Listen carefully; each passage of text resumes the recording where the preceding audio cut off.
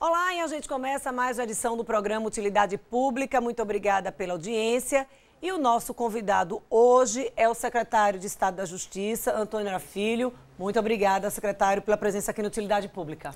Bom, eu que agradeço, é uma oportunidade maravilhosa de estar falando algumas ações da Secretaria de Justiça aqui no estado de Sergipe. Quando a gente fala da Secretaria de Justiça, as pessoas idealizam logo a questão do sistema prisional. Qual o maior desafio que o senhor enxerga nessa área? Olha, Dânia, o sistema prisional do Brasil, ele está passando por um colapso muito sério, né? Recentemente, o Departamento Nacional Penitenciário divulgou números onde aponta o Brasil como a quarta maior população carcerária do mundo em números absolutos. Nós ultrapassamos os números de 600 mil presos no Brasil. Estamos atrás apenas dos Estados Unidos, da China e da Rússia. E Sergipe não é uma ilha ante esse processo. Sergipe também possui um número bastante elevado de apenados. Nós estamos com o número se aproximando a 5 mil presos no estado de Sergipe, onde a nossa capacidade de acomodação, número de vagas no sistema, é inferior a 2.500.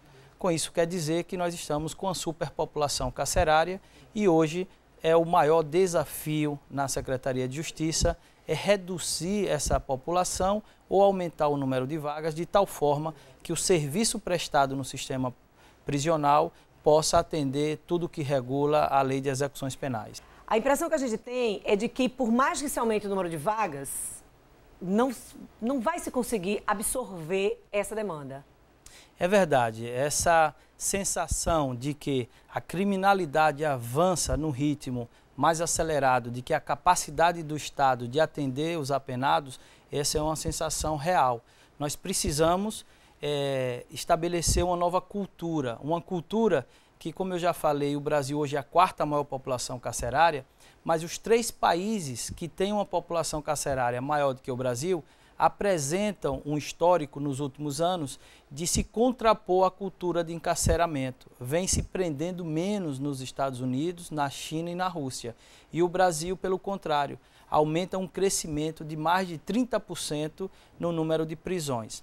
Nós precisamos estabelecer uma nova cultura contrária ao encarceramento. Na prática, se eu explicar para quem está em casa, como é que seria isso? Na prática seria atribuir penas alternativas àqueles delitos de menor gravidade para evitar que um cidadão comum que cometeu um pequeno delito possa ser colocado dentro de um presídio para ter contato com presos de alta periculosidade e aí se confirmar aquela máxima da sociedade de que os presídios são universidades do crime. Nós não podemos deixar misturar presos perigosos com aquelas pessoas que estão se iniciando ainda nos pequenos delitos e que, pela falta de estrutura do sistema prisional, eles venham a ser colocados em contato. E quando o senhor fala em penas alternativas, já há algum processo caminhando para ampliar esse tipo de pena? Então, o que consiste pena alternativa? É uma punição aplicada pelo judiciário que seja diferente do encarceramento.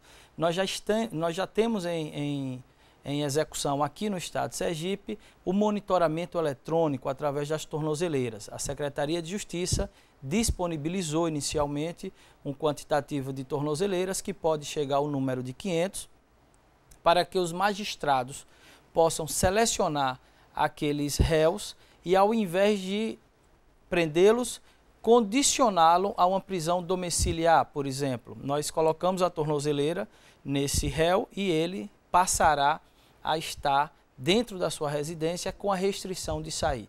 Esse é um dos exemplos.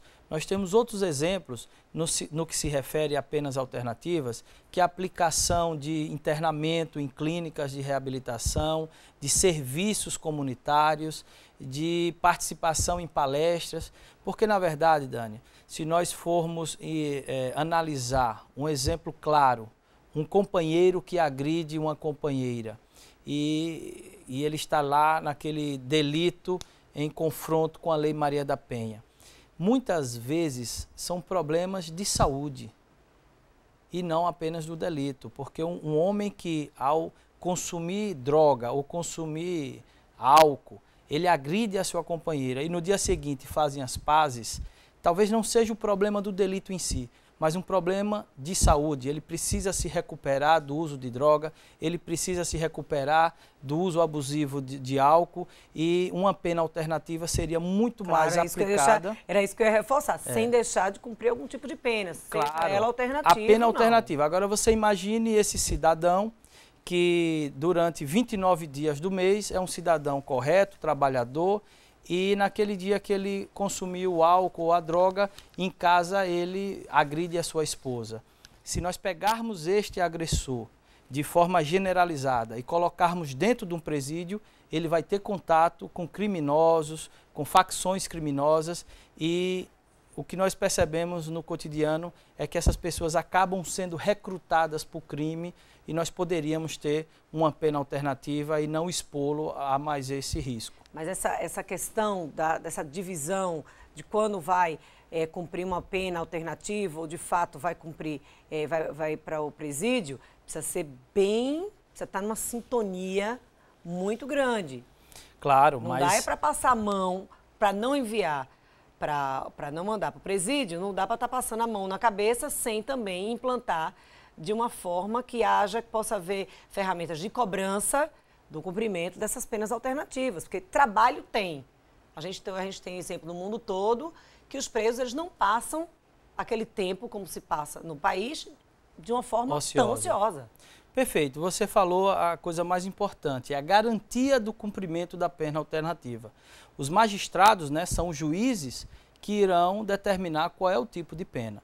Então, a partir do momento que o Estado montar uma central integrada de alternativa penal para oferecer ao Judiciário um braço do Executivo que possa garantir a efetividade do cumprimento das penas alternativas, nós teremos talvez uma contracultura de aprisionamento, e com isso a gente irá reduzir o fluxo de entrada no sistema, que hoje um estado pequeno como Sergipe, eu chego a receber 300 presos por mês no sistema prisional. Aí o senhor está colocando todos os tipos de infração.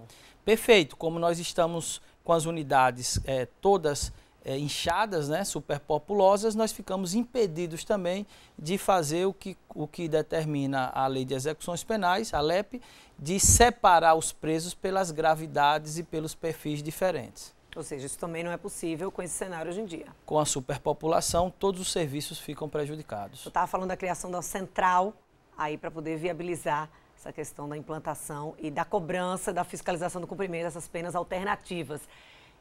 Já está em andamento essa conversa, essa implantação? Como é que está isso? Perfeito. Nós captamos um recurso junto ao Ministério da Justiça, um convênio. Esse recurso já está em fase de depósito. Estou me deslocando com minha equipe técnica para o estado da Bahia, que é um exemplo de aplicação das centrais de alternativa penal, e estamos realizando também um seminário nacional em Salvador esse final de semana, no sentido de orientar os estados que irão começar a implementar essas centrais. Sergipe está bem encaminhado e nos próximos dias nós estaremos inaugurando a nossa central, formada por profissionais das diversas áreas, advogados, psicólogos, assistentes sociais, para darmos o braço do Executivo no sentido de tranquilizar o magistrado quanto à efetividade do cumprimento das penas alternativas. Eu espero que a gente volte aqui daqui a alguns dias trazendo essa informação, essa novidade para a população. Quando a gente fala em penas alternativas, as pessoas se perguntam, na prática, que tipo de atividade essa pessoa pode passar a ter para que ela não cumpra esse período no presídio?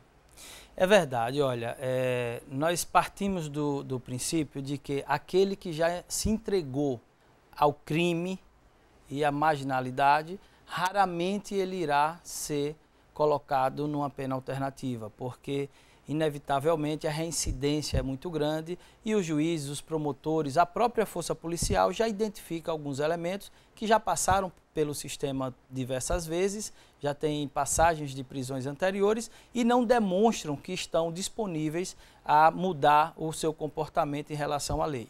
Mas aqueles que estão se iniciando, que ainda estão meio perdidos, né, meio desencontrados na sociedade, a gente pode sim colocá-los acompanhados por profissionais para desenvolver trabalhos em entidades filantrópicas, para serem submetidos a tratamento psicológico, psiquiátrico, se for o caso, e até mesmo de internamento em clínicas de reabilitação. Ocupar o tempo desses presos, secretário.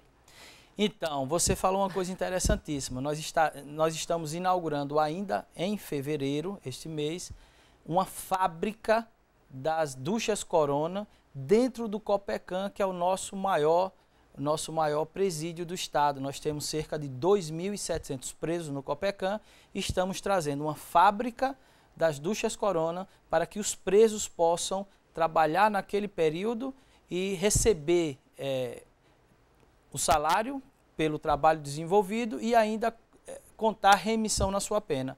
Cada 3 dias de trabalhados reduz um dia da sua pena.